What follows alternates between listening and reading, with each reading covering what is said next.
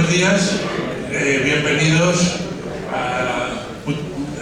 Muchas gracias por llenar de nuevo la sala Antonio Bienvenida en este segundo acto del ciclo de conferencias, del 63 ciclo de conferencias de la Peña Taurina Los de José Juan, que, como todos ustedes saben, es evidente, lo hemos dedicado a la figura de Joselito el Gallo en el centenario de su muerte en Talavera de la Reina.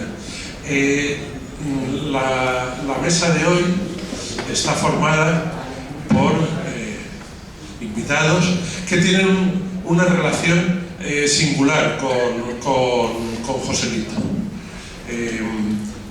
Está el pasado, digamos, la familia, la tradición, la familia de los Gallos, por un lado. Por otro lado están las conmemoraciones en su fallecimiento y por otro lado está su proyección en el futuro. Para hablarnos de la relación familiar de Joselito, nada mejor que un familiar, no de Joselito, que como bien saben ustedes no dejó descendencia, pero sí de la familia Gómez Ortega. Cuando en la presentación pongo el descendiente de la familia Gómez Ortega, es una realidad, pero realmente, además, es descendiente de la familia Sánchez Mejías. Antonio Ruiz de Alda es nieto de torero, de José Ignacio Sánchez Mejías, bisnieto de torero, del gran Ignacio Sánchez Mejías, y tataranieto, así debe decirse, entiendo, de el Gallo, de Fernando el Gallo, el fundador de la dinastía, o el primer torero de la dinastía, pero digamos si el fundador no fue joven. Así que él mantiene la tradición familiar con el cortijo de Pinomontano, el cortijo de los Gallos, el cortijo que compró Rafael y que pagó Joselito, digamos, y mantiene el cortijo en su propiedad o en la propiedad, con todos los recuerdos de la familia. Respecto a las conmemoraciones de la muerte de Joselito, tenemos a dos invitados: el concejal de Cultura de Talavera de la Reina, Juan Carlos Gil. Talavera de la Reina, como le decía, cuando nosotros empezamos este verano a hacer los primeros contactos para la conmemoración del centenario de Joselito, de las primeras cosas que nos enteramos fue que Talavera de la Reina había decidido dedicar unos actos a la memoria de Joselito en el centenario de su fallecimiento, con lo cual ha sido ponernos en contacto con ellos, ha sido bastante fácil, tienen nuestra colaboración para todo lo que necesiten en esos actos, como bien saben, nuestra desinteresada colaboración, allí estaremos si nos necesitan, y si no nos necesitan también estaremos de público asistente. Muchas gracias, Juan Carlos. Antonio Moreno, que viene en representación del vicepresidente de la Diputación de Ciudad Real y es del Departamento de Cultura, del Patronato. Sabía yo que lo de departamento no me sonaba. Del Patronato de Cultura del Alcázar de San Juan. Alcázar de San Juan, como saben, los que ya tenemos cierta edad, cuando se viajaba para el sur, había que parar en Alcázar de San Juan para hacer el cambio de vías, los que iban para Alicante y los que iban para Andalucía, o los que iban para una parte de Andalucía y otra, en fin, no recuerdo muy bien, pero yo sé que Alcázar de San Juan era un sitio de cambio de trenes, ¿no? Y en Alcázar de San Juan el tren fúnebre de Joselito hizo su parada allí, y el ayuntamiento ha tenido a bien conmemorar también esa fecha, esa parada, en la cual se hizo un recibimiento, como todos los que se hicieron al féretro de Gallito en Madrid, en Sevilla, en Alcázar, y se hizo un gran recibimiento al féretro de Gallito, y eso lo van a conmemorar. Para no unirse, no juntar todo en el 16 de mayo, ellos han preferido adelantar, y ahora nos dirán las fechas, que entiendo que serán en el mes de marzo, los actos que harán en memoria de Joselito. Y también nos acompaña Marilén Barceló, Algunos de ustedes la conocerán, aficionada, ha sido vicepresidenta de la Unión de Federaciones Taurinas o de Asociaciones Taurinas de Cataluña, ha sido la última presidenta de la Peña de Barcelona, los de Gallito y Belmonte, que prácticamente ha desaparecido hace poco por consunción, digamos, ¿no? Ella es una gran aficionada, ha dedicado su tesis doctoral a los toros y actualmente es concejal por Ciudadanos el Ayuntamiento de Barcelona. Creo que es importante. Si esto fuera poco, ella es hija de uno de los toreros catalanes, de los 27 toreros catalanes que ha habido en la historia, que nos acompañan. Luis Barceló, pido un aplauso para él, por favor.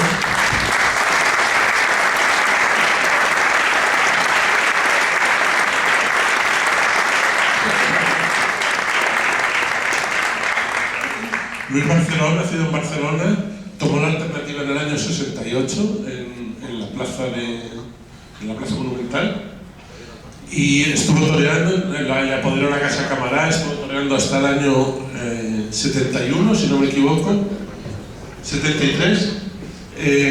No llegó a confirmar la alternativa en Madrid, pero rastreando hemos visto, como decían, con la prosa ampulosa de los reporteros de los años 60, toreó a las puertas de Madrid, porque hemos encontrado un cartel de una novillada en Getafe.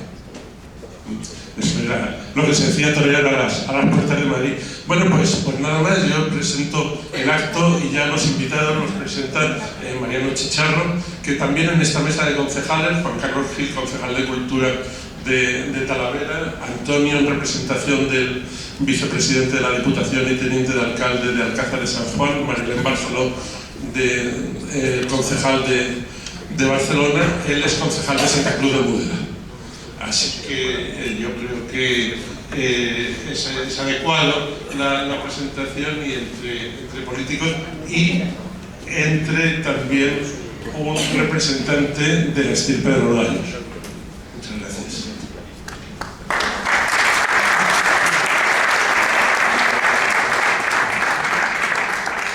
Muchas gracias, Andrés.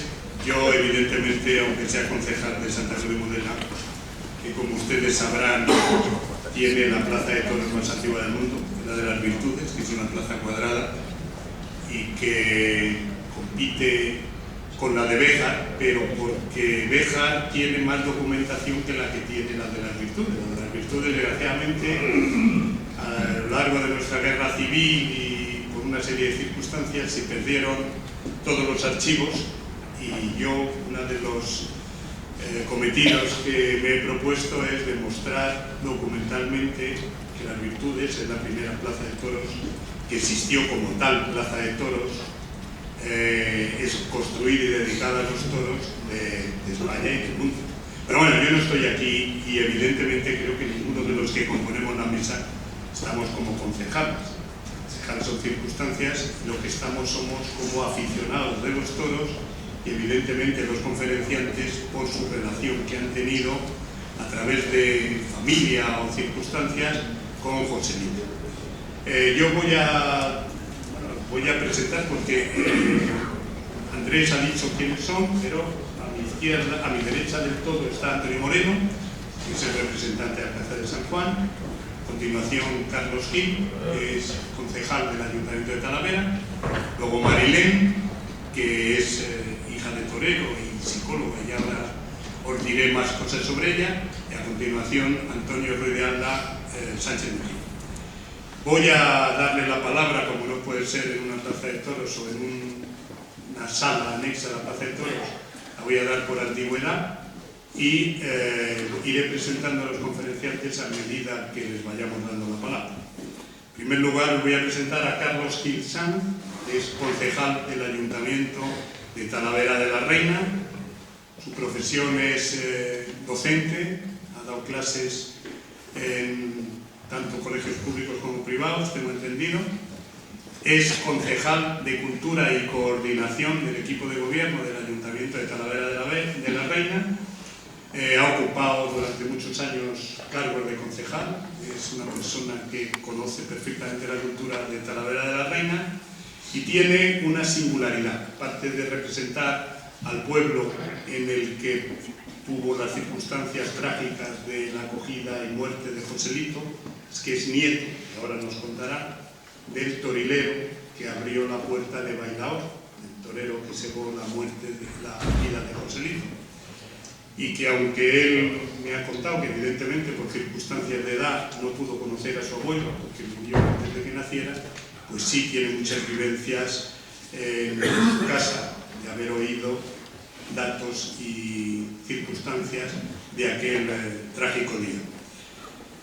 Talavera de la Reina va a celebrar una serie de actos que ahora nos contará la conmemoración del centenario de la muerte de Joselito, y también tendrá y nos expondrá una serie de anécdotas que tiene Talavera de ese día y de Joselito. Pues sin más dilación le doy la palabra a don Carlos Gil. Muchas gracias, Mariano.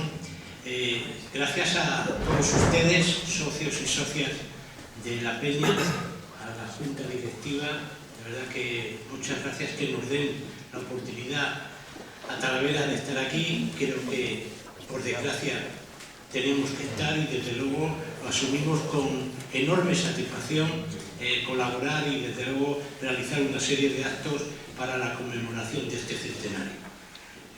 Por lo tanto, gracias sobre todo a Mariano, que desde el primer día, yo creo que no había tomado yo posesión de este último mandato, cuando ya me estaba mandando correos, me estaba poniendo WhatsApp, que oye, es que queremos colaborar y bueno, Mariano, muchas gracias de verdad, ha estado totalmente pendiente de todo.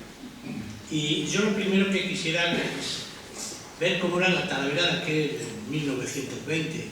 Les propongo pues un ejercicio de recorrer, de acercarnos a esa ciudad, que ya era ciudad, pero de acercarnos a aquella ciudad que recibió llena de alegría a la maravilla del toreo, a la maravilla del toreo, como decían. Creo que tengo también buena voz, pero bien. Bueno, pues les voy a proponer este viaje del tiempo. Es una ciudad, cabeza de partido, en el término de la provincia de Toledo, pertenece eclesiásticamente también al arzobispado de Toledo, digo en 1920, actualmente seguimos igual. En lo judicial pertenecíamos a la audiencia provincial, también de Toledo, no había juzgados en Talavera, hoy día yo creo que hay 6 o 7 juzgados. No sé si será por el tiempo o porque se han multiplicado los delitos y hace falta muchos más juzgados. Pero bien, y desde luego hubiéramos encontrado pues una ciudad que era también capitanía, pertenecía a la Capitanía General de Castilla-La Mancha, de Castilla-La Nueva y Extremadura, tenía comandancia militar, caja de reclutamiento, tenía puesto de la Guardia Civil, de Infantería y Caballería al mando de un capitán jefe. Sucede una cosa, por ferrocarril, ahí estamos a 134 kilómetros y medio de Madrid y por carretera estamos a 116,5. En la carretera nacional número 5, Madrid, Badajoz y Lisboa. Su población en aquella época era de 9.500 a 10.000. Las crónicas del tiempo dicen almas, de 9.000 a 10.000 almas. Era un pueblo, ciudad, pero un pueblo castellano. Vivía principalmente de la agricultura y la ganadería. Voy a ir introduciendo algunas comparaciones con la ciudad. Actualmente Talavera tiene 85.000 habitantes y agricultura y ganadería, pues ganadería yo creo que en algún momento, no sé si seguimos siendo, porque aquí me acompañan algunos amigos de Talavera y uno de ellos es veterinario, pero teníamos una cabaña bovina que después de Asturias era la más importante de España, no sé ahora cómo estaremos. Y agricultura, el sector primario, pues de la agricultura, aquello que estudiábamos, como yo recordaba con él, la geografía de España, ya por los años 60, siempre hablábamos de la Vega de Talavera. La Vega de Talavera pues, ha dejado mucho en estos años y actualmente el principal problema, pues como suele pasar en muchos lugares, es el agua. Es una ciudad agrícola y ganadera. Está situada en el entronque del Alberche con el Tajo. El Alberche desemboca en el Tajo y ahí, en esa confluencia de esos dos ríos, se sitúa Talavera, en época prerromana. La manera más rápida de llegar, y así lo hace José aquel día, es el ferrocarril. Ferrocarril que además se tardaba. Yo me acuerdo de mi época de estudiante de Madrid, aquí en Madrid, yo salía de aquí, de la estación de Delicias, a las 8 de la mañana y llegamos a las 11:30, a Talavera, 3 horas y media. Pues en aquella época me imagino que José saldría por aquella hora y llegaría en torno a la mediodía, para recorrer 134 kilómetros, pues, pero entonces era la forma más rápida para llegar. Y lo primero que hace es encontrar una estación del tren lujosa para la época, con su librería, con su cantina, y desde luego una estación bonita, atractiva, que les puedo decir que casi sigue igual 100 años después, con lo cual se pueden imaginar, ya no hay librería, ya no hay cantina y una situación un poco penosa. Esperemos que se solucione. Y entonces llega y traspasa para la puerta que da a la calle que comunica la estación, porque entonces la estación estaba en el extrarradio de la ciudad, en torno a 1 kilómetro, kilómetro y medio a lo que era el centro de Talavera, que es la Plaza del Reloj, que se llama, es donde está el punto neurálgico de Talavera, Plaza del Reloj, Plaza del Pan. Y él se encuentra con una avenida amplia, con árboles, con acacias, sin asfaltar, por supuesto, y le está esperando un coche que le lleva hacia la calle, actual calle San Francisco, entonces calle de Piri y Margall. Entonces allí está la ronda y esa en aquellos momentos así está. Sí que se quedaría sorprendido por las torres albarranas que encuentra. Yo les puedo decir que en Talavera, las torres albarranas que tiene Talavera no las hay. Son torres con una dimensión importante, con toda la fuerza de la piedra, de los árabes, de la dominación de los árabes en España. Por lo tanto, encontraría aquella torre albarrana más importante. Encontraría la torre de la Colegial, que es la principal iglesia de la ciudad, la torre de Santiago el Viejo, que es realmente una joya arquitectónica, y desde luego es una ciudad bonita donde los toros se viven con auténticamente pasión. Y desde luego llega ese día y esta ciudad, aquella ciudad, tenía 2 ferias que se siguen celebrando. Una 15, 16 y 17 de mayo y la segunda 21, 22 y 23 de mayo. Eran fiestas ganaderas, agrícolas, donde venía al principio de la época, cuando empezaban las tareas agrícolas, pues venían a proveerse para todo el verano, y luego pues en septiembre, ya que habían terminado la recolección, pues venían un poco era la feria de la diversión, septiembre. Actualmente ha cambiado, ahora mismo mayo tiene un poder efectivo más importante y la de septiembre baja un poquito por aquello de la economía. Pero este viajero que llega a Talavera aquel día, pues se encuentra en plena feria de Talavera.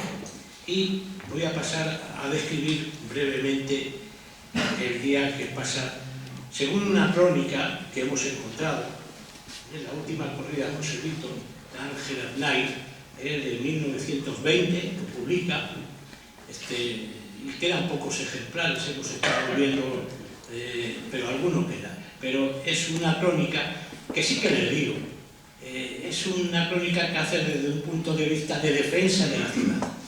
Ya saben ustedes que después de la corrida pues, hubo mucha controversia con que si estaba la plaza, que si no estaba preparada para recibir estas figuras del toreo, y entonces, entonces esta persona hace una defensa de la plaza de Talavera.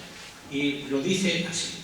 Y nosotros, ahí tienen ustedes, hemos preparado para este centenario y hemos titulado la efeméride como la muerte de un mito. Dice, las crónicas de la época, lo voy a leer tal cual lo refleja. Las crónicas de la época retratan la expectación de la corrida porque el día 14 de mayo se desbordó el entusiasmo de la gente al ponerse a la venta los billetes, siendo tal el interés que la presentación de Joselito había despertado que solamente los subvencionistas es porque, claro, al llevar a Sánchez Mejía y a Joselito a aquella corrida, tiene sus gastos y tiene un importe monetario importante. Y hay un grupo de ciudadanos de Talavera que aportan una cantidad para ayudar a esto. Y estos subvencionistas son los que son preferidos para comprar entradas antes del resto de todo el público. Pues bien, dice que solamente de los subvencionistas a quienes había concedido unas horas de prioridad para proveerse de localidades, se formaron interminables colas que adquieren el papel en grandes cantidades hasta el extremo de que al finalizar aquel día se pone el cartel de no hay billetes.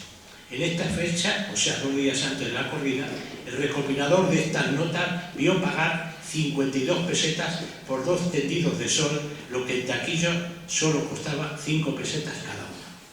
Uno que es de poco creer, no tiene mucha fe en lo que es el destino. Sin embargo, cuando nos acercamos a la circunstancia histórica de la muerte de Joselito, los descreídos puede que empiecen a tener dudas.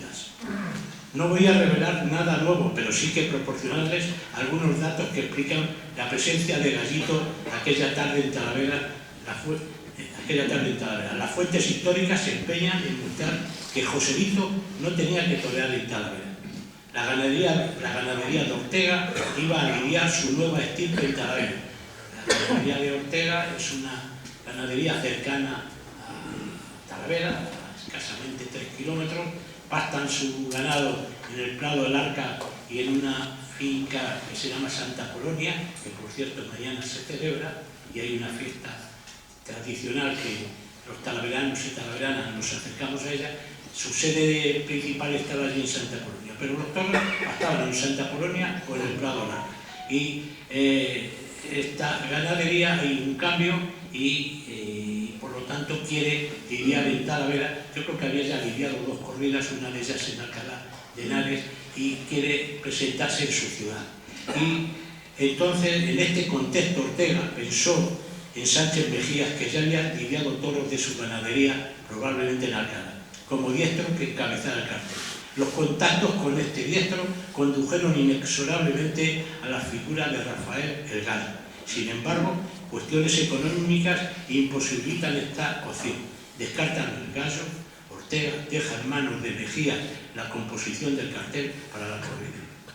La envergadura del proyecto de Ortega haría necesario incorporar nuevos socios que permitirían la rentabilidad de la corrida. El texto de Arnaiz lo recoge en los siguientes términos. Que viene maravillas, se le avisó desde Madrid a Ortega, si cedía el negocio a Leandro Bella, gran amigo de los gallos, y comprometiéndose a lidiar los ídolos de su bancada y de matadores, Joselito y Sánchez Mejía. Este giro inesperado, debido a cuestiones financieras, fue una de las principales causas que llevarán al diestro sevillano a estar aquella tarde del 16 de mayo de 1920 en Talavera. No obstante, habría que salvar algún escollo, todos ustedes sabrán, porque tenía contratada la tarde del día 15 y 16 aquí en Madrid, y decide no tener el segundo día en Madrid, lo que conlleva que el día 15 las ventas, la plaza de la carretera de Aragón, como se denominaba en la época, pues el día 15 estaba el público un poco disgustado con José y se lo hacen quizás pagar en esa corrida, porque al día siguiente había decidido ir a Talavera. Joselito tenía firmado un compromiso para torear ese mismo día en el circo de la carretera de Aragón, pero el compromiso de José con el proyecto de Talavera era inapelable, y con esto sufrió duras críticas del público madrileño en su última corrida de Madrid. Según Hernán, algún espectador le increpó deseándole alguna desgracia en Talavera. Su amigo Guillermo Guillón le pidió que no fuese a Talavera, amenazándole con prohibir el festejo de allí de la ciudad. Según nuestro autor, la respuesta del diestro fue rotunda. Si suspendía la corrida del 16 de mayo, no volvería a torear en Madrid durante mucho tiempo. Son cuestiones que vienen aquí, ya le digo, que arrisman mucho en las cuadras de Talavera. Pero ¿por qué este empeño? Pues algunas fuentes históricas señalan el rol de José como empresario de la corrida de Talavera. Sin lugar a dudas, esto justificaría el interés del diestro por el festejo talaverano. Como se desprende de lo señalado, José Gómez Gallito no debía haber toreado en Talavera el 16 de mayo de 1920. Solo un cúmulo de circunstancias hicieron que 100 años después se rinda homenaje a un diestro que no debió torear aquella tarde en esta plaza. Luego después este autor nos va justificando lo que pasa en la plaza, sobre todo el tema de enfermería, sí que nos presenta los resultados de la autopsia, cómo se activa al principio, de qué costaba la enfermería que había. Entonces es un poco la defensa de aquella leyenda o no leyenda, porque hay que ver que era un pueblo, aunque ciudad, pero era un pueblo castellano, pues con unas circunstancias sanitarias que son las que son. Volvemos a lo mismo, los toreros últimos que han fallecido, pues el Pozo Blanco, bueno, el Gillo Colmenar, pero está a un paso de Madrid, pero normalmente estas ciudades pues no tienen sanitariamente pues, lo que puede haber en un Madrid. Eso lo pueden saber, pero no solamente ante un hecho de esta circunstancia, sino cualquier tema sanitario.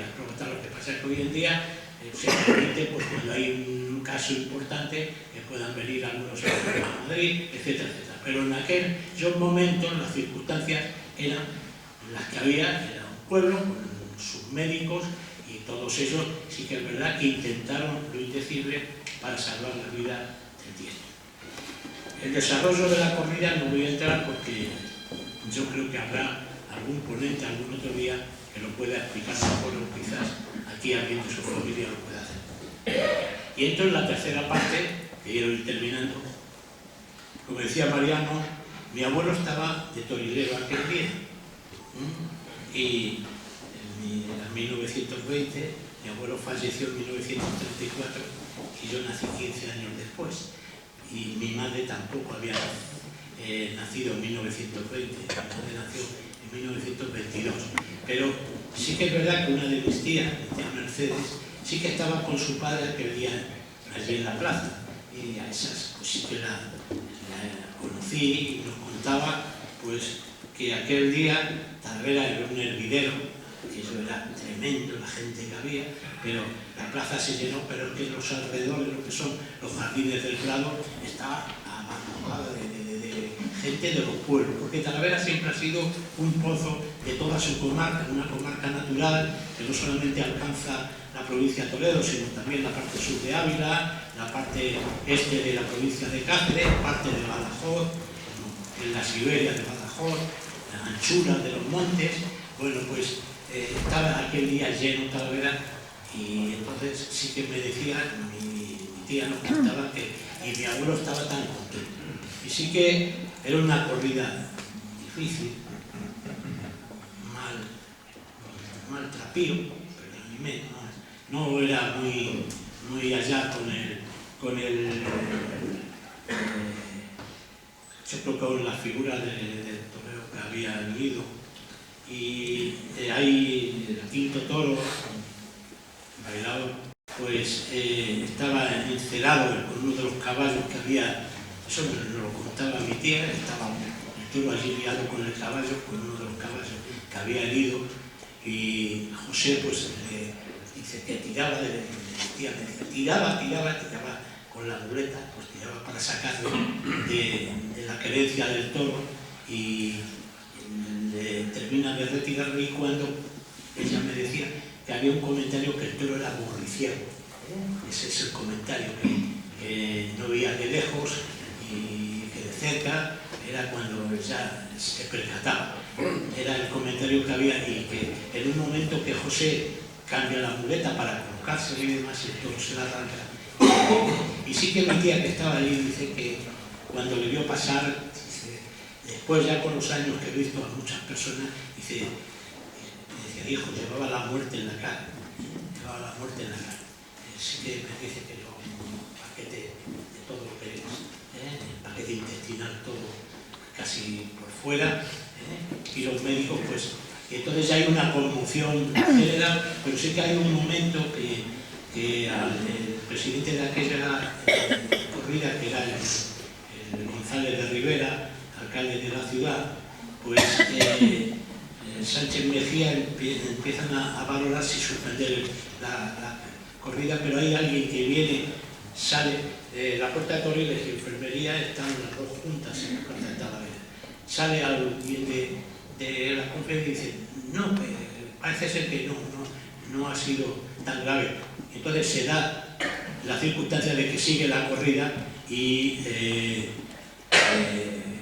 mi abuelo entra para adentro y sale a su hija, a mi tía Mercedes, le dice, hija, vete corriendo a casa que ha muerto José, ha muerto. Pero que ya la corrida terminó, pues se desarrolla todas las circunstancias. Sí que me dice que desde luego él fue, sí que mi casa siempre me lo decía, hijo, llevaba la muerte en la cara cuando entra, pasa por delante y llevaba la muerte en la cara, una jornada importante. Luego pues algunas anécdotas, decirles que algunas curiosidades. Yo soy el presidente de la plaza 4 años, del 99 al 2003. Es mejor que un político no suba nunca a la presidencia de una plaza. Es mejor, aunque sea en el último pueblo, y tenemos mucha costumbre, los alcaldes, los concejales, de subirnos a presidir. Esa es la recomendación que los hago a todos los que han ido después de mí. No se te ocurra subir, porque no hacemos mal estando allá. Hacemos mal. Eso es lo primero. Ya saben ustedes, tal vez es una plaza de tercera, con toda su historia, pero es una plaza de tercera. Una plaza que se lo comentaba, no es propiedad municipal, es propiedad privada, del siempre. Es una plaza que es propiedad privada. Hubo en un momento que fueron varios los socios que eran propietarios, hay uno de ellos que le va comprando a los demás sus acciones, su propiedad, y hay una persona que llega un momento que es de una propiedad única, después se la vende a una persona que hizo en Talavera mucho por los toros, felicísimo tejedor, de verdad. Esa persona estuvo muchos años al frente de la Plaza de Toros, llevando, algunas veces llevaba en la gestión, y en los últimos años, allá por el 93 al 2000, son los choferas los que se hacen cargo de la plaza, y desde el 2000 aquí, pues me parece que han pasado ya 6 gestores de los festejos taurinos, 6 empresas que no han dejado buen recuerdo, aunque lo han intentado. La plaza no se llenaba, no se llena, y ese es el problema principal. En algún momento el anterior equipo de gobierno hizo un intento de comprar la plaza, pero claro, la propiedad, se piensa que la plaza puede construir pisos, que la plaza es un bien de interés cultural, protegido, y además al lado de un BIC, que es la ermita del Prado, y dentro de un entorno que son los jardines del Prado, que son conjuntos ajardinados comunitario de la comunidad autónoma. Por lo tanto, esa es la realidad de la plaza actualmente. Yo ahora les voy a explicar los actos brevemente, pero claro, falta, yo creo que principal, para lo menos para los aficionados, lo principal que son los festejos. Pues en estos momentos no sabemos qué festejos va a haber, quién lo va a realizar, no tenemos ninguna noticia. Estamos en negociación, el ayuntamiento normalmente todos los años firma un convenio con la gestión de la plaza, normalmente se les da la cantidad que ellos pagan por el alquiler de la plaza. Lo que pasa es que en los últimos 4 años la plaza, nada más pasaron la feria de mayo hasta la feria de septiembre, se convirtió en una discoteca. Y para los aficionados yo les puedo decir que lo llevo muy mal, y desde luego, por si algunos tuviéramos alguna responsabilidad más, desde luego no lo dejaríamos, pero las leyes tienen que cumplirse. Bien, nosotros, por lo tanto, les voy a presentar las actividades que hemos programado desde el ámbito cultural. Es un programa abierto, no está cerrado. Desde luego, encantados de recibir propuestas, de que cualquier persona que quiera colaborar, que nos quiera aportar, el Organismo Autónomo Local de Cultura, pues les recibirá gustosamente. Son actos que hemos realizado conjuntamente con el Club Taurino de la ciudad. Por lo tanto, vamos de la mano y son actos. Hemos procurado que estos actos se celebren uno cada mes, pero siempre alrededor del día 16. Esa fecha simbólica la queremos seguir teniendo durante estos meses que vamos a realizar. Entonces, el día 17 de febrero hay en el Centro Cultural Rafael Morales, pues hay una conferencia, 2 conferencias de Jaime Olmedo, un aficionado filólogo, doctor en filología hispánica, desde luego de Talavera de la Reina, que nos va a hablar del día. Además va a aportar nuevos datos que ha encontrado, que les puedo decir que serán después, lo podrán leer ustedes en un artículo que va a escribir en una edición especial que va a hacer Sixto Rosell en conmemoración de la muerte de José. Pues estará Jaime Olmedo y Paco Aguado, autor, yo creo que uno de los libros más importantes sobre la vida de José. El 16 de marzo, en el Museo Etnográfico, haremos una proyección de un documental con un coloquio y vamos a hacer una visita guiada, escenificada por los distintos lugares donde estuvo José aquel día 16 de mayo en Talavera. Del 16 de abril al 17 de mayo, en el Centro Cultural El Salvador, habrá una exposición sobre Joselito. Por lo tanto, un mes van a poder, yo creo que en un lugar, en una iglesia de estilo mudéjar, van a poder ver una buena exposición y así estamos trabajando. Y yo creo que hoy por aquí nos tenemos que ver con alguna persona que está trabajando sobre ello. El 16 de mayo, pues a primera hora, haremos una presentación. Nos ha pedido la revista Minotauro que querían hacer una edición especial y que si la podían presentar allí en Talavera, pues lo haremos a las 10:30 de la mañana en el Centro Cultural Rafael Morales. A las 12 un acto homenaje, siempre todos los años, el día 16 de mayo hay un busto que se inauguró en el año 58. Todavía me acuerdo de la mano de mi padre, que aquel día llovía.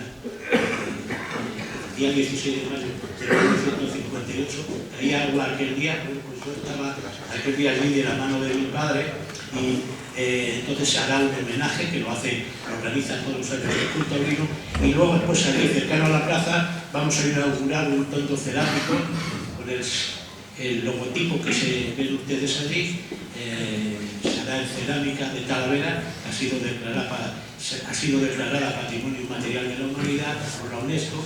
Pues haremos allí inauguraremos ese tondo y por la tarde pues tendremos festejo taurino. El día 17 en la Plaza de Toros habrá una representación teatral que también se suele hacer con la colaboración de la Escuela de Teatro Joaquín Benito de Lucas de la ciudad, con Álvaro Muñoz Cardona, que me acompaña aquí, veterinario, y él participa sobre todo en la lección de textos y demás, pues aquella noche lo haremos. Después en junio presentaremos presentación del libro de Álvaro Muñoz y Antonio San Miguel. El 11 de julio un certamen de bandas por la banda de Pasodobles. El 16 de septiembre una ruta teatralizada. El 16 también 16 y 17 de octubre un congreso, queremos hacer un congreso de cultura al centenario actual. Ustedes invitados y yo por mi parte nada más agradecerles su presencia, que me hayan excusado, su paciencia y que gustosamente iremos informando a la peña y a todos los aficionados de todos los actos que vayamos celebrando. Gracias y gracias.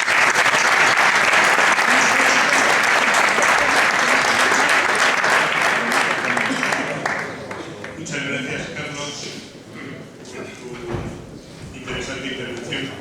Pues efectivamente, Carlos, yo he sido alcalde y concejal y no se me ha ocurrido nunca presidir una corrida de toros en mi pueblo.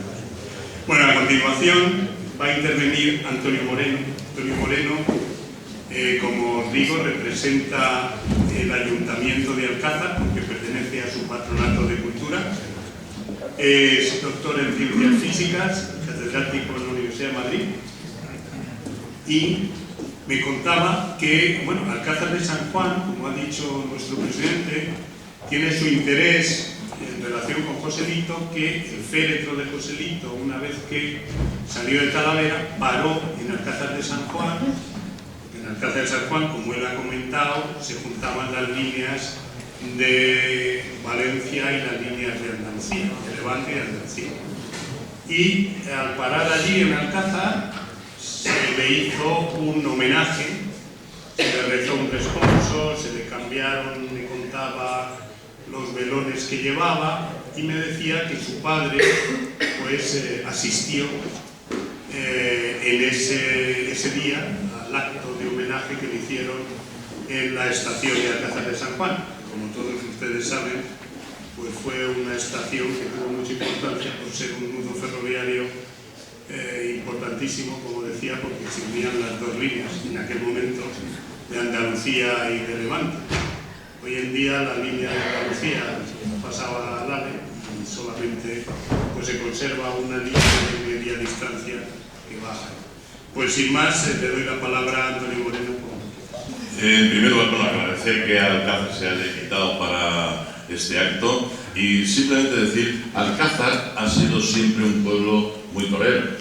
En la vega de Alcázar de San Juan se criaban los toros de Marañón, de Resa, del Conde de las Cabezuelas, que son los primeros toros que se torean en la plaza de la Puerta de Alcalá, en los carteles de con Precaillo, Pedro Romero, Jerónimo José Cándido, pues esos torearon toros de Alcázar de San Juan.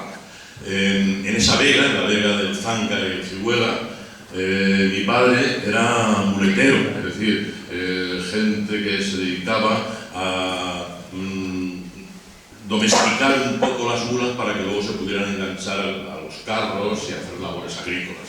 Y ya no había toros. Los toros en realidad esos forman parte del origen de la casta gijona. Estos toros ya fueron desapareciendo, ya no se vieron muchas más corridas. En cuanto a toreros, Alcázar no ha tenido muchos toreros y el más sobresaliente que ha tenido ha sido más sobresaliente por el pasodoble que es Laurentino Carrascosa. Laurentino Carrascosa de Alcázar no fue un gran torero por lo que dicen, pero el pasodoble se escucha todos los años en todas partes, por lo tanto, bueno, pues tenemos ahí Alcázar está presente a través del pasodoble. En Alcázar toreó Joselito. El año siguiente a tomar la alternativa, en el año 1913, el 9 de septiembre, torearon Joselito y Limenio. Todavía iban emparejados. Y torearon toros, curiosamente, de Fernando Villalón, el ganadero que quería criar toros con los ojos verdes. El ganadero, pues, que formaba parte de ese grupo de la generación del 27, de Lorca. Lorca era unos años más joven que Joselito, y Joselito pues estaba en ese ambiente. Y las crónicas de esa corrida pues no los dejan muy bien ni a Joselito ni a Limenio. En fin, las cosas que pasan. Cuando muere Joselito, mi padre tenía 17 años. Y lo que vamos a hacer en Alcázar lo hacemos porque yo recuerdo lo que mi padre nos contaba. Mi padre contaba que cuando se dijo que iba a pasar el tren, era el expreso de Andalucía. Cuando a Joselito estamos preparando, yo estoy preparando un PowerPoint con muchas imágenes de todo lo que en la época se hizo, el punto gráfico, hay muchas imágenes de todo aquello. Y encontrar, por ejemplo, en el momento en el que meten el cadáver, el féretro de Joselito, en el furgón que acoplan al expreso de Andalucía. El expreso de Andalucía sale de la estación de Atocha hacia las 7:30 de la tarde y cuando llega a Alcázar, en Alcázar para, y como ya han dicho, pues en Alcázar se abre el vagón, porque era un vagón, era como una mercancía, pero es una mercancía que habían rodeado todo de un crespones negros, llevaba velones, parte era el vagón que normalmente había antes en los trenes, donde iba lo que se llamaba el jefe de tren, y en una parte era donde iban pues la cuadrilla de Joselito, Ignacio Sánchez Mejía, el Almendro, Cuco, y otra parte de amigos iban en el propio Expreso de Andalucía. Cuando llega el tren a Alcázar, pues se para, abren, le cambian los velones, le ponen flores, la gente baja. Mi padre me contaba, porque en aquella época era muy frecuente esto de querer ser torero. Y mi padre quiso ser torero, de esas cosas, con unos cuantos amigos, pues como Alcázar tenía era ese nudo ferroviario que efectivamente para Valencia, para Andalucía y para Extremadura, ahí donde se desvían los trenes. Y bueno, pues mi padre con unos cuantos amigos se montaron en una mercancía, pero vamos, en la estación de Marañón, que está a 10 kilómetros de Alcázar, los bajaron y la tauromaquia de mi padre se vino abajo inmediatamente por el palizón que le pegó mi abuelo. Entonces,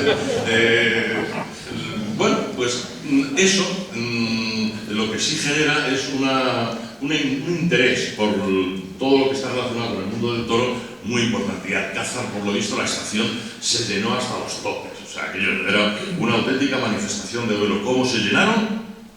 El caso de Joselito es un caso muy especial, infrecuente, por las multitudes que generaba a su alrededor.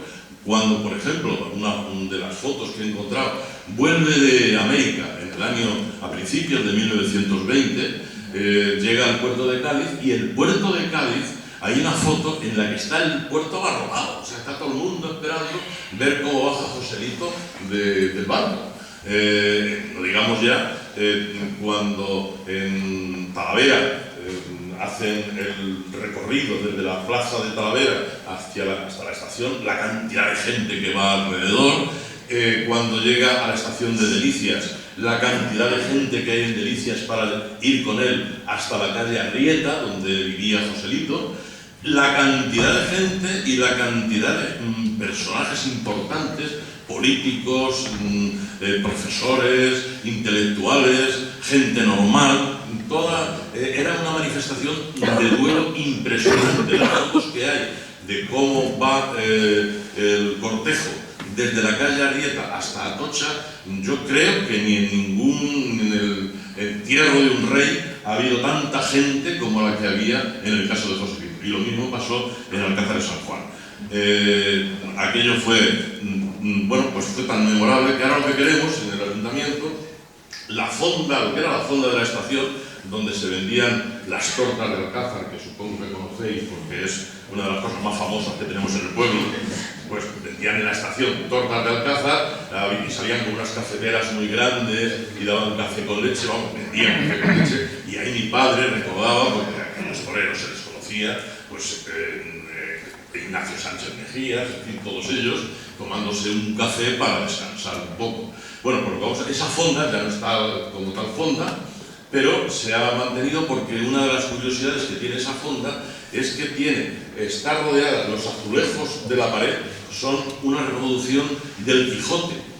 Es un caso bastante curioso, y ahí lo que se hacen son algunos actos culturales. Yo propuse en el Patronato de Cultura hacer alguna cosita conmemorando aquello, y François Zumbil y yo, si el tiempo no lo impide, con permiso de la autoridad competente, pues intervendremos allí y haremos ese acto. Así que invitados quedan a la estación de Alcázar de San Juan el día 17 de abril a las 7 en punto de la tarde, que son las 5 de la tarde, o sea que es una hora muy taurina, así que muchas gracias.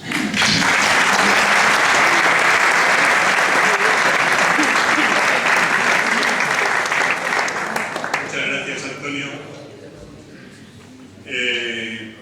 A continuación, el siguiente interviniente será Antonio Ruiz de Alda Sánchez Mejía.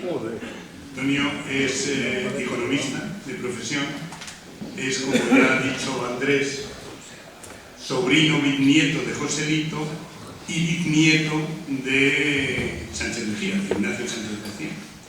A su vez, pues tiene, como se dicen ahora de una manera muy cursi, una familia muy poliédrica, porque es también familiar del famoso Julio Ruiz de Alda, que junto a Franco y Arrada, pues atravesó el Atlántico. A su vez, pues es los que llevan y administra y tiene un negocio familiar en la finca Piemontano, que como también ha dicho Andrés, compró el gallo, tuvo la familia de Joselito y actualmente sigue siendo de su familia. Y sin más, pues cuando tú quieras. Gracias, Mariano. Yo en primer lugar, buenos días, me gustaría dar las gracias en nombre de la familia por contar con nosotros y por la organización del ciclo de conferencias y especialmente a ti, Andrés, por el cariño que hemos mostrado desde el principio y de cuando hablamos inicialmente y lo cariñoso que está conmigo desde el principio. Cuando a mí Andrés me llama hace Navidad para cuadrar un poco todo, explicarme y me pregunta, yo le digo, por supuesto, estoy encantado de venir, que me hace mucho ilusión, es verdad que me hace mucha ilusión el participar y quedamos en dar un poco la visión más familiar de Joselito, a lo mejor lo que menos se conoce y menos ha trascendido, ¿no? Pero a mí antes, como aficionado, bueno, no lo puedo resistir, me gustaría dar una pincelada de lo que para mí como aficionado, ya no como familia, sino como aficionado, supone Joselito en la tauromaquia. Y yo creo que este tipo de conferencias que habéis organizado, seguro vamos a coincidir todos, y todo el mundo que hable de la tauromaquia de Joselito, ya nadie discute lo que ha aportado la figura de Joselito a la tauromaquia actual, ¿no? Está clarísimo que es el primero que aporta el toreo redondo, o sea que es la base del toreo actual. Cómo se da cuenta que ese toreo redondo es lo que le gusta a la gente, cómo están cambiando los gustos del aficionado y para hacer, cada vez le van dando más importancia a la faena de muleta y cómo se da cuenta, que para mí es lo que más me llama la atención, de que con el toro de la época, con el toro antiguo, esa faena no se puede desarrollar. Y es capaz de convencer a todos los ganaderos de la época y cambiar los criterios de diente, los criterios de selección, ¿no?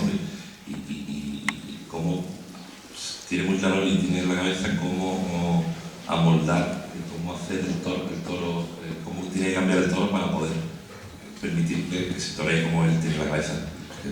Hay una anécdota que le he escuchado una vez a Eduardo Mira, que creo que viene la semana que viene, me imagino que también la comentará, es que intentando Joselito creo que tenía 12 años, su abuelo lo ve desde arriba, lo ve torear y dice, este chaval puede ser figura del torero. Y cuando termina el tentadero, José se sienta con ellos, con la familia, empieza a hablar de todo, empieza a hacerles ver cosas que ni ellos mismos han visto de su vaca, ¿no? Y dice, este chaval ya es figura del torero. O sea, era un privilegiado y era un hombre que tenía el torero en la cabeza desde muy pequeño. Trae las plazas monumentales, como es un visionario y ve que en ese momento el toro, o sea, la tauromaquia era el principal atractivo para la gente. El fútbol todavía no tenía el calado que tiene ahora y cómo ve que hacen falta plazas más grandes que puedan permitir que entre más gente, abaratar precios, el tema de la figura del apoderado, la forma de estructurar las temporadas, el vedor. O sea, a mí me parece que todo esto que está ya muy extendido y está muy claro, lo ves con perspectiva desde fuera y con una visión global y te das cuenta que este hombre era un genio. Realmente fue un genio, fue un adelantado a su época, que sentó las bases y sentó la estructura interna y externa de la tauromaquia como la conocemos actualmente. Y bueno, estoy seguro que sin Joselito los toros ahora serían de otra manera. No sé si mejor o peor, pero serían de otra manera. Entonces, una vez dicho esto como aficionado de él, entro un poco más en detalle en el ámbito familiar. Lo que ha trascendido y lo que la gente ha dicho siempre, conocen, era que eran 6 hermanos, y no es del todo así. Joselito fueron 7 hermanos. Era Rafael, era el mayor, Fernando, Gabriela, que estaba casada con el Cuco, Trini, casada con Manuel Martí Vázquez, Rita, que es la que normalmente no se nombra, que murió muy jovencita, Lola, o Mami, como le llamamos nosotros en la familia, que es mi bisabuela, casada con Ignacio Sánchez Mejías, y José, que era pequeño. Entonces yo todo esto que voy a contar ahora lo cuento desde la perspectiva de mi madre. Mi madre, por circunstancias familiares, desde muy pequeñita, creo que tenía 3 o 4 añitos, se fue a vivir a la calle Gómez, un piso que tenía su abuela, Mami, y vivía con su tío Rafael. Vivían, Lola y Rafael vivieron juntos el final de los años de la calle Gómez. Entonces mi madre, todo, o sea, tú la escuchas hablar y era una madre para ella. O sea, la Mami es todo lo que ella nos ha tratado de inculcar, todo lo que ella lo que es la vida para ella se lo transmite su abuela, y habla con un cariño especial de su abuela. Entonces, la familia tuvo un origen muy humilde. Tuvieron un momento muy complicado, y ese origen tan humilde les marcó mucho, por lo visto. Tanto es así que Mami contaba que llegaron a dormir, o sea, cuando muere su padre, llegaron a dormir todos los hermanos un colchón en el suelo, o sea, que no tenían absolutamente nada, estaban en la más absoluta miseria, ¿no? Y eso les marcó mucho, tanto que mi madre siempre cuenta que a su abuela, cuando les acostaba por la noche, rezaba y siempre se acordaba de los niños pobres, los niños que no tienen cama. O sea, era una cosa que le marcó mucho el tema de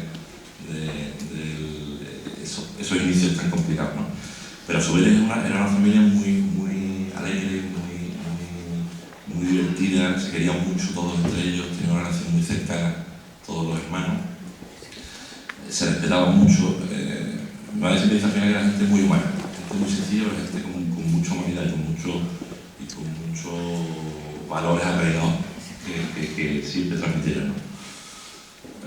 Cuando el padre Fernando muere, que los deja, como digo, en una situación complicada, ellos vivían en la Huerta de Herbes, se van de ahí, empiezan a pasar por una serie de casas hasta que se van a la calle Santana, en la Alameda, y hasta ese momento Rafael empieza a funcionar, empieza a ganar dinero, empieza a meter dinero en casa, y se convierte un poco en el sustento económico de la familia.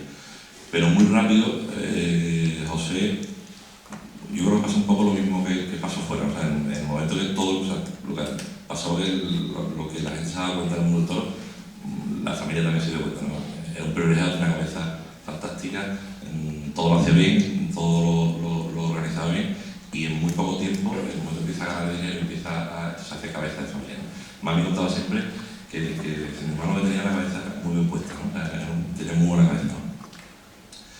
Entonces, cuando ya empiezan a ganar dinero, José compra la famosa casa de la Alameda, y se lleva a vivir a la casa de la Alameda a todos los hermanos, ¿no? Y es curioso porque, por lo visto, durante un tiempo, claro, estaba la faceta de José como un nuevo cabeza de familia, pero siempre estaba Rafael, que era el hermano mayor, ¿no? Y durante un tiempo el mantenimiento de esa casa de la Alameda lo compaginaron los dos hermanos. Un mes, por lo visto, llevaba parte de la casa, y el mes siguiente Rafael. Y contaba Mami que se veía perfectamente la personalidad de o sea, Rafael era como era, o sea, echaba la casa a la ventana, compraba todo el primer día, nunca llegaba al final de mes, se acababa todo, ¿verdad? Y en cambio era todo lo contrario, todo perfectamente organizado desde un primer momento, todo ordenado y todo como él era, ¿no? Y como decía, tienen toda una relación muy buena, pero Rafael tiene una relación muy especial José tiene una relación muy especial con su hermano Rafael. Mi madre cuenta que ella de chiquitilla siempre le gustaba, ellos vivían, como he dicho, a la calle Donel. Rafael estaba siempre de tertulia en un café muy famoso y muy conocido en Sevilla, que eran Los Corales, siempre con Belmonte y la atracción de todo el mundo se paraba con él. Y a mi madre y a su hermana le gustaba mucho de chiquitilla pasar por al lado para ir a buscar a su tío, y él, encantado, hablaba con sus sobrinas, presumía de sobrina y estaba siempre. Entonces, mi madre, muy aficionada, ella dice que le inculcó la afición a otros, se le inculcó, y me metió también su tío Rafael, ¿no? Cuento una anécdota que a mi madre, a ella le gustaba mucho Luis Miguel, y un día le pregunta a Rafael por qué. ¿Por qué quién te gusta? Me encanta Rafael, me gusta Luis Miguel, y le pregunta por qué, y empieza mi madre a contarle por qué le gusta Luis Miguel, por qué la trae por él, y él se queda encantado de hablar y dice que lo que te hubiera gustado conocer a los tíos José. O sea, Rafael tiene siempre sus manos en la cabeza, ¿no? Y hablaba con un cariño siempre de su mano. Por eso mi madre defiende a capa y espada, y lo defenderá siempre, que era imposible que sus tíos estuviesen enfadados. Que ha sido una cosa muy extendida, me hizo mucho hincapié lo de digo que recalca el tema de la relación de los hermanos. Tanto es así que nosotros en Sevilla tenemos un grupo amigo de varios que están por aquí, tenemos una tertulia y bueno, intentamos organizar comida, invitamos a gente, y un día invitamos a Paco Aguado, invitamos a casa del Tampino que montamos, invitamos a comer, echamos un día fantástico. Era la primera vez que Paco iba a preguntarnos, y empezamos a tertulia después de comer, y en un momento determinado él habló de la relación de José y de Rafael, y mi madre saltó como un resorte, o sea, se tira el cuello defendiendo que era imposible, que sus tíos no estaban enfadados, y lo seguimos teniendo. Yo me imagino que es verdad que la última, a lo que se agarra todo el mundo cuando comenta eso, es que la última temporada los dos no tenían juntos. Es verdad que el año anterior Joselito le organiza un año de despedida a Rafael, y Rafael, pues, a los 2 meses dice que se acabó la despedida y vuelve a torear. Entonces, viendo cómo era una persona de cada uno, tiene sentido el que se diga, bueno, tú toreas si quieres, pero yo no voy a torear contigo. Pero de ahí a decir que estaban enfadados, mi madre por lo menos no lo reconoce. Y si tenía una relación especial con Rafael, con la que tenía una relación muy especial y muy cercana, era con Mami, con mi bisabuela. Ten en cuenta que eran los 2 hermanos pequeños que se quedan descolgados cuando Rita, la hermana que muere, se quedan pequeñas, se quedan descolgados. El Trini, o todas las hermanas, siempre contaba por lo visto que una vez que muere su padre, Mami y José iban de la mano siempre, a todos lados. Los dos iban a todos los lados de la mano. Y entonces esa unión perduró en el tiempo y estuvieron muy unidos siempre, ¿no? Y hay infinidad de anécdotas y de cosas que te hacen ver que esa unión era esa. Mi bisabuela, en la mesilla de noche, la única foto que tenía era la de su hermano José. Ni su marido, ni sus hijos, ni sus nietos, nadie. Y la tuvo hasta que se murió, ¿no? Cuando muere Gabriela, que a Joselito le afectó mucho, en un primer momento se va a vivir a casa de su hermana Lola. Siempre se ha dicho que estuvo mejorada en la herencia, en el testamento de José. Tuvo un papel distinto Mami, Lola. Y luego hay una anécdota, como todos sabéis, que todo el mundo sabe, Joselito era muy devoto de la Macarena, y Mami también, eran los dos muy devotos de la Macarena. Y Mami, cuando muere José, su hermano, nunca más volvió a mirar a la cara a la Virgen. De hecho, ahí en la boda de mi madre que se casó con la Macarena, hay fotos incluso, y dice que todo el mundo se me da de risa porque Mami estaba sentada en el banco mirando de lado con la mano, y se quedó toda la misa sin mirar a la Virgen, ¿no? No sé si por despecho, porque estaba enfadada, pero nunca más, y yo creo que te hace ver lo que le importaba a su hermano. Y fruto de ese trato tan especial, de esa relación tan especial, también fue muy especial la relación que tuvo Joselito con mi abuelo, con su hijo José Ignacio, ¿no? Que era el sobrino mayor, que a todos los que somos tíos, al final es verdad que el sobrino mayor pues, es especial, es distinto, y además de su hermana preferida. Entonces, mi madre se pega las horas y las horas contando historias de anécdotas de los dos. Mi abuelo era José Ignacio, ella le quería poner a toda costa José y no tuvo más remedio que pagar por Ignacio y el padre le metió el nombre detrás. Por lo visto ella estaba obsesionada en que él fuese su padrino y al final Ignacio, por coraje y por esto, al final consiguió que no fuese Joselito el padrino. Hay un montón de anécdotas. Me contaba mi madre el otro día una de las galletas. Mi abuelo lo hicieron, comía muy mal de pequeñito y era muy consentido, entonces solamente se comía las galletas María, que estaban partidas perfectamente por la mitad. No se las comía, las tiraba. Y tenía que ver a que se pasaba las tardes al lado de su sobrino partiéndole las galletas exactamente por la mitad.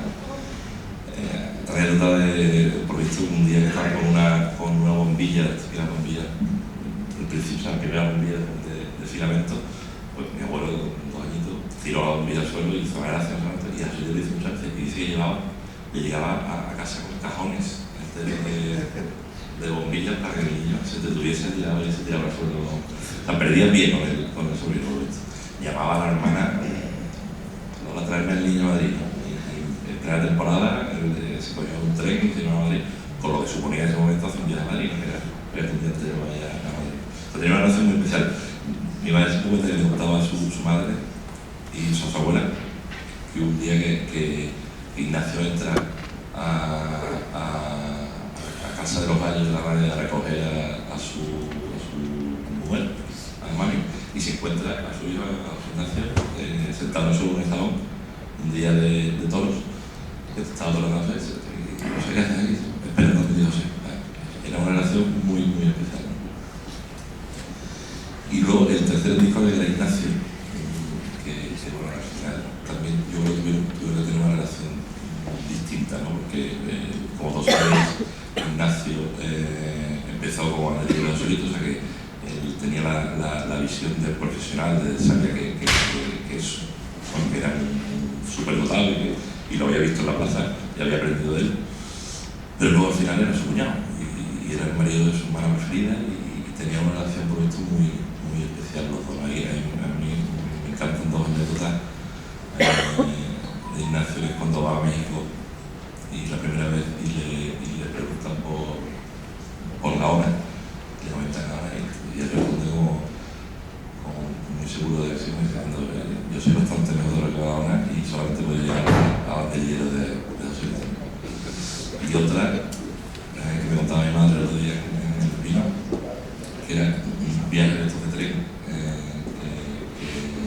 que hacían los dos, y por lo visto Ignacio estaba muy preocupado porque últimamente no estaba matando bien los toros y no veía claro el tema de la espada y pensó que era buena cosa el comentarlo con José Luis y pedirle consejos a José Luis. Y entonces yo le comento, yo estoy preocupado, fíjate, si te fijas, pues ¿qué me puedes decir? Porque no estoy viendo el tema claro, ¿no?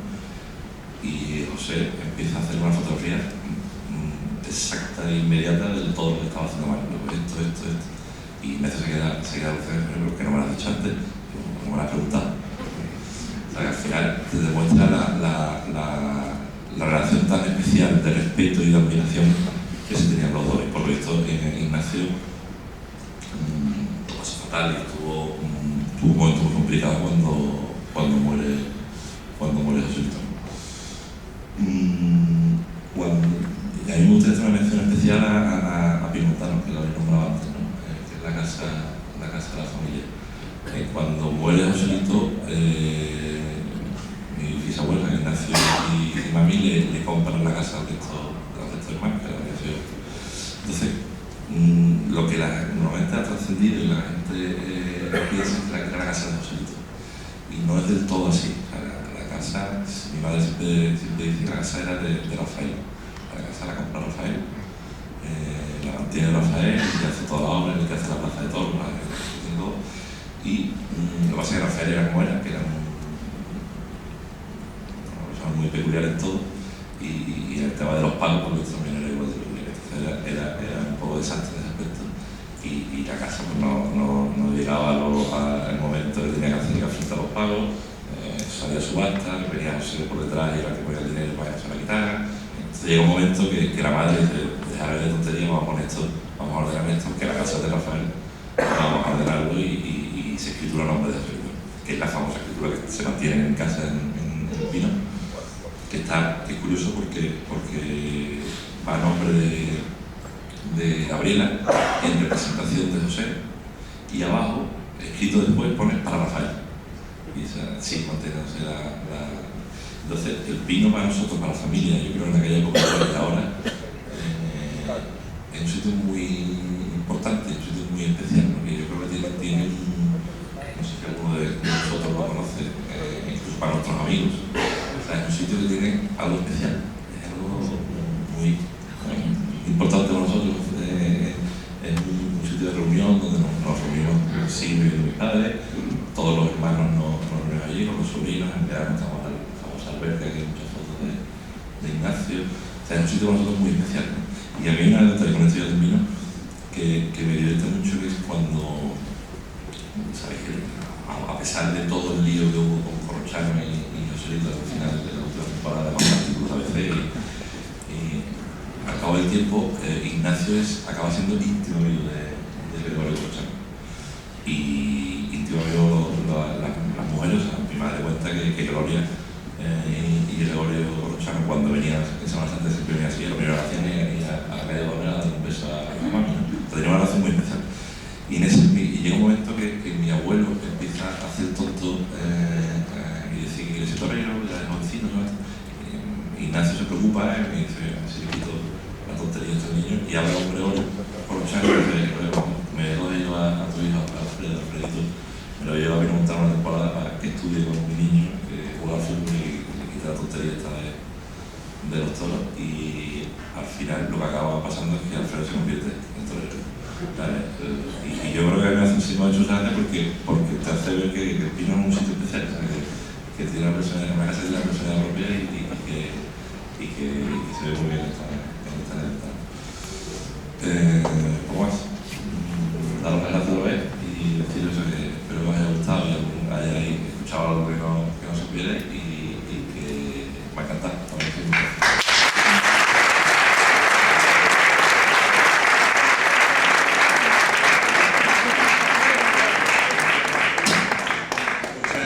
Muchas gracias, Antonio, por contarnos estas anécdotas familiares que la mayoría de nosotros seguro que no conocemos. La última interviniente es Marilén Barceló Perea. Marilén Barceló Perea es una persona que para mí, una vez que he analizado su biografía y me he enterado muchas cosas de ella para poder presentarla, me merece pues, una admiración especial. Entre otras cosas porque viviendo en Barcelona, nació circunstancialmente en Palma de Mallorca, pero en los 6 meses se fue a Barcelona. Ha hecho unas declaraciones diciendo: soy española, catalana, amo la fiesta de los toros y creo en Dios.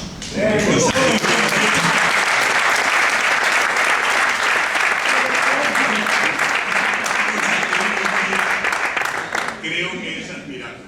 No ya decirlo solamente en España, sino encima decirlo en Cataluña y en Barcelona. Bueno, Marilén es doctora en psicología por la Universidad Ramon Llull. Hizo su tesina con un tema que era Vivir de Milagro, una aproximación psicobiográfica a la figura de Juan Belmonte. Luego hizo su tesis, por cierto, con sobresaliente cum laude, sobre un tema que era Vida en los ruedos, que intentaba arrojar luz sobre la psicología de los toreros y que por lo visto compuso a través de muchas biografías, muchas entrevistas con toreros retirados y toreros en activo. Es hija de Luis Barceló, maestro que ha tenido acompañarnos hoy. Tenemos el honor de encontrarnos con su presencia, y ha escrito varios libros. Varios libros sobre toros. Uno es Vidas en los ruedos, otro es Mano a mano, diálogo de un esportón con un torero. El libro de la tesina Vivir el Milagro, aproximación psicobiográfica de Juan Belmonte, y Cruce de vidas. Cruce de vidas. es, como también ha dicho nuestro presidente, miembro de la peña Los de Gallito y Belmonte, que ella nos lo contará, pero tiene mucha singularidad, porque primero fue la peña Gallito, luego se compuso la peña Belmonte, y luego al final, en el año 50 y tantos, se unieron las dos y formaron la peña Los de Gallito y Belmonte, que según me contaba el otro día, todavía perdura, pero desgraciadamente pues en una situación de letargo y no se sabe si está ya pues en la agonía final. Bueno, de todo ello nos va a hablar Marilén, con lo cual, cuando tú quieras. Muchísimas gracias, para mí es un honor volver a las ventas. Mariano, volveré a decir las frases que dije 1000 veces, la repetiría, porque es lo que siento y uno nunca tiene que evitar lo que siente y decirlo en la intimidad y también en lo privado. Muchísimas gracias al presidente por invitarme, por volver a estar en las ventas. La verdad, cuando venía con mi padre, el viaje, decía nuestro compañero el avión de cartel, pues el viaje es un poco más rápido de los que había anteriormente. Cuando veníamos en el AVE, hoy esta mesa lleva por título Recuerdos y Evocaciones.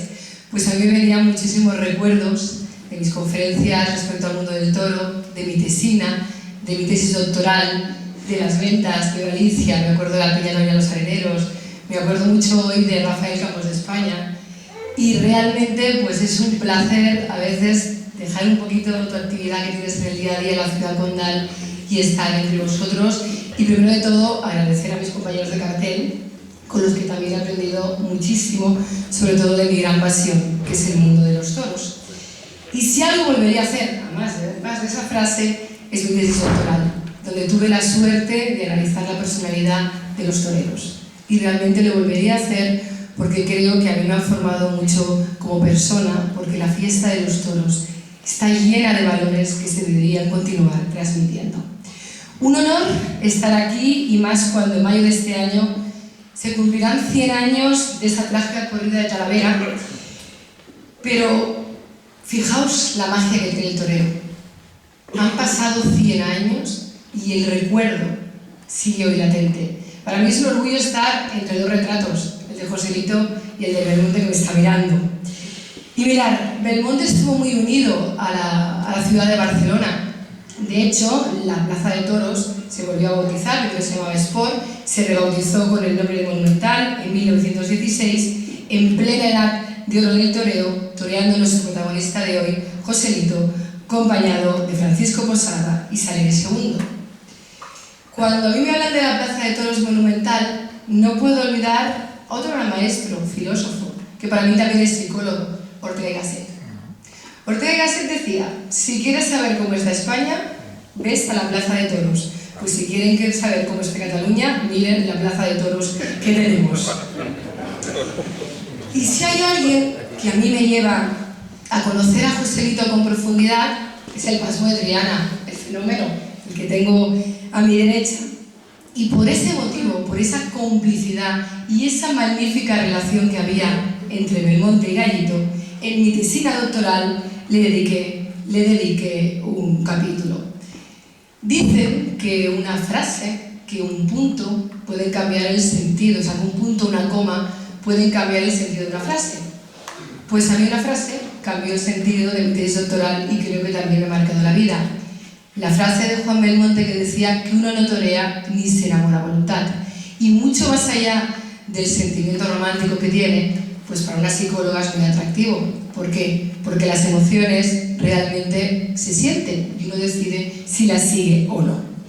Y de ahí, gracias a Belmonte, en un capítulo analizo la figura de Joselito. No sé si después de hoy me van a quedar más ganas de analizar la personalidad de Joselito, porque la verdad es que creo que es una persona que merece un estudio.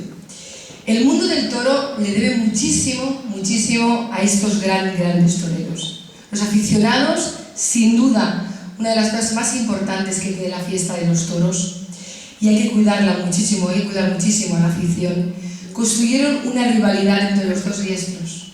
Una rivalidad que era amistad y admiración. De hecho, dice que Joselito se hizo belmontista y que Belmonte se hizo gallista. ¿Por qué el ser humano tiene tendencia a veces a crear rivalidad entre dos artistas? Quizás también es signo de estudio. A mí me pasa lo contrario. A mí los artistas nunca los comparo. Me hacen sentir de una manera o de otra, pero nunca los comparo. Belmonte sentía admiración por Joselito. En su biografía, uno de mis libros de cabecera de Chávez Nogales, una biografía un poco novelesca, pero autorizada por el Pasmo de Triana, Belmonte contaba que Joselito quería ser el primero y toreaba con todos, dispuesto a demostrar que era el mejor. Probablemente, porque también, y con los lazos que nos decía Antonio, porque probablemente también era un gran perfeccionista, niño prodigio.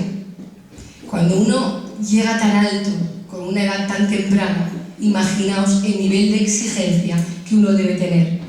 Era de los toreros que más toros le cabían en la cabeza, con esa sensación de impunidad, con hacer fácil aquello que es difícil. Y no olvidemos que ser torero no es nada fácil. El toro siempre es distinto y el torero siempre es el mismo. Joselito tenía al toro y al torero metido en la cabeza de una manera intrínseca. Sabía en cada toro la suerte que tenía que aplicar. Y es que solo un torero de sus colosales proporciones podía estar al lado del empuje amaesador de Belmonte. Además, recordemos que Joselito fue uno de los primeros toreros en la historia de superar la barrera de los 100 festejos. El mismo Belmonte, de una manera muy irónica, ya sabéis cómo era, decía que ante Joselito adquiría la apariencia de un simple mortal que para triunfar tenía que hacer un gran esfuerzo. Y es que, como decía Vicente Pastor, cuando a Joselito le llegaba el agua al pecho, estamos todos ahogados. Y si hay una anécdota para recordar, es el día que se conocieron ambos diestros. Y como Joselito acudía a un tentadero ya como novillero, ya con grandes triunfos, y Belmonte también acudía, esta vez como aficionado, y ahí en la vaca, Belmonte se empeñó en torearla por un lado, y Joselito le dijo que por ahí le podía coger, a lo que Belmonte con su ironía le contestó que ahí estaba la gracia. Esa rivalidad que tantos hablan se convirtió en amistad. Una rivalidad que, como decía Guillermo Surera en su obra magnífica Tauromaquia, la rivalidad es la salsa de la fiesta. Y decía como uno de los mayores alicientes que tiene el buen aficionado durante una corrida de toros es la rivalidad, la competencia entre toreros. Y describe como la primera competencia seria, enconada y duradera, son la que tuvieron Pepeillo y Pepe Romero. Luego vino la de Joselito y la de Belmonte. Yo insisto, respeto la rivalidad, pero a mí cuando voy a la plaza de toros, primero me gusta ver el toro que tiene delante el torero y luego lo que me gusta a mí es sentir. Y hablando de rivalidades y de aficiones, pues tenemos una anécdota en Barcelona. En 1915 se formó la Peña Gallito, que estaba en la calle Mendizábal. En el 16, la Peña Belmonte, que estaba en la calle Ferlandín. Y en 1957, gracias a don Manuel Gil de Gallo, se unieron las dos. Por lo tanto, esas dos aficiones se unieron.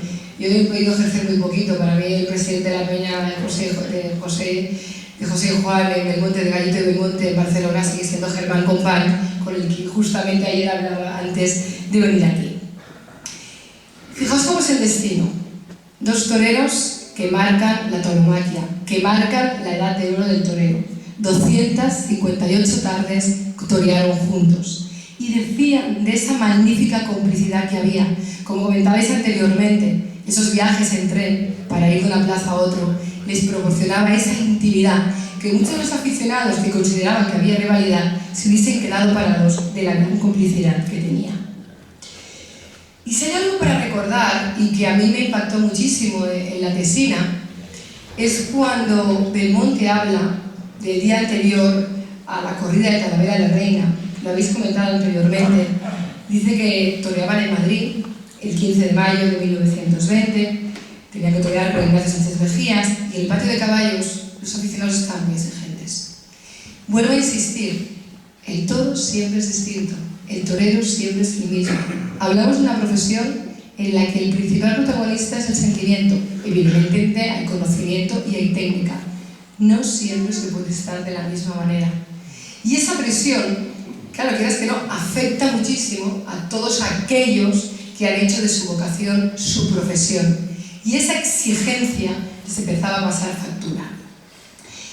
Y decían, Joselito dijo, no sé, hay que irse, pues mejor, irse. ¿Por qué? Porque realmente la presión no es fácil de llevar. Y para él, es que recordemos que estamos hablando de un torero que con 25 años tuvo todos sus éxitos. Hablábamos de él y parecía que hubiese vivido muchísimos más años por la gran trayectoria y por lo que nos dejó. Y ahí es cuando a mí me hace profundizar sobre Joselito, cuando Belmonte dice que era en Talavera de la Reina, donde la muerte tenía citado a Joselito, y este le ganó la batalla. Cuando recibió Belmonte la noticia, y lo describe muy bien en la obra de Chávez Nogales, ya que él tenía editorial en Madrid, pero esta corrida se había suspendido, no se lo creyó al principio. Pensó que la noticia era falsa. ¿Por qué? Paradojas del destino. ¿Qué decía Hierrita? ¿Qué decía? Ir a torear a Belmonte, que no lo vais a ver, que lo va a coger un toro. ¿Y dónde está el destino que tiene esos caprichos? Que un torero que solo tuvo 4 cogidas, pues murió delante de la cara del toro. Y dice que cuando se va Joselito, él siente un gran desconsuelo, porque pierde a ese gran compañero con el que tenía esa complicidad, porque eran complementos y porque en 1920, cuando el Pasmo de Triana toreó casi a diario, lo echaba de menos. Ambos eran complementos del toro. Yo creo que la fiesta de los toros no se puede entender sin ambas figuras. Porque el mismo Don Ventura definía a Joselito que la inteligencia es lo que vence al toro y el arte lo que le da belleza. Pero fijaos una célebre frase de Belmonte sobre ese final de Joselito, en la vida terrenal, porque él sigue entre nosotros. Este sí que me ganó la batalla en Talavera de la Reina. Curiosa frase para analizar. ¿Por qué? ¿Sabéis cómo acabó Belmonte en sus últimos días? Tenía un diagnóstico de una enfermedad, le escribía el corazón, montó a caballo y decidió interrumpir su vida. Él fue a buscar la muerte.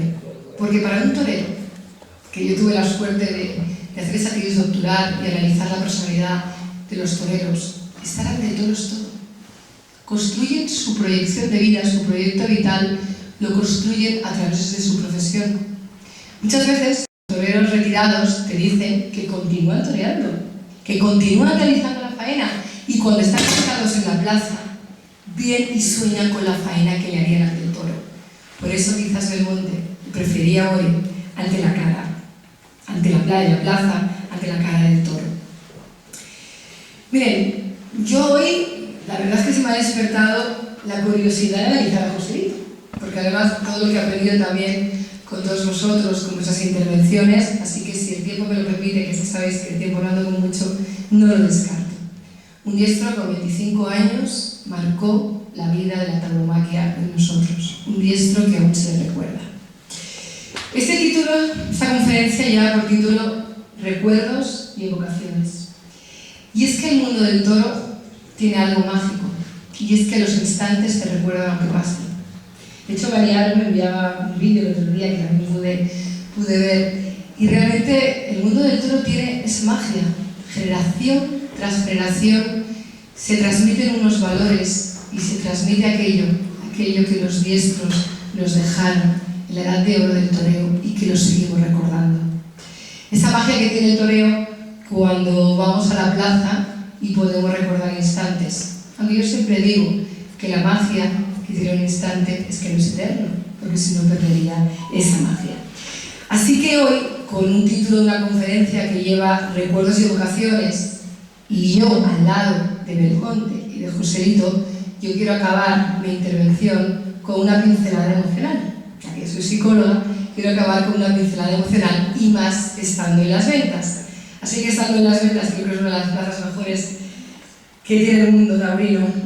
Yo creo que podríamos todos imaginarnos que son las 5 de la tarde, que hay una plaza que aguarda, que los toreros están a punto de iniciar el paseillo, mientras los toros en los chiqueros esperan a su destino. A la hora prevista se inicia el camino, y en la arena del redondel se entrecruzarán 2 miradas, la de Belmonte y la de Garito, que sin duda debían pensar, entre otras cosas, nací para ser torero. Qué bonito, casi nada.